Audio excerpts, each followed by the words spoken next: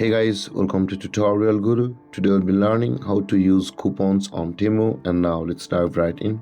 Now to use your coupons on Temu guys, there will be a code available on your coupon. So in order to add that to your Temu account, first open up your Temu app.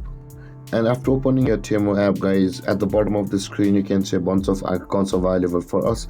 Tap on the U button at the bottom middle section of the screen, and you land over here where you can see the coupons and offers option available for us over here just above the credit balance. Tap on it where it says coupons and offers, and when you land over here you can see guys, here is the box to enter your coupon code. Here it says enter your coupon code.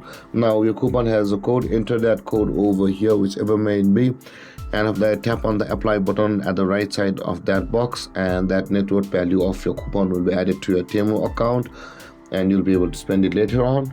And with that being said guys, this is how to use coupons on Temu, and if you have any confusions or questions regarding the topic, feel free to comment in the comment section below, and don't forget to like, subscribe and hit that bell icon for more videos. Thank you for watching guys. Peace.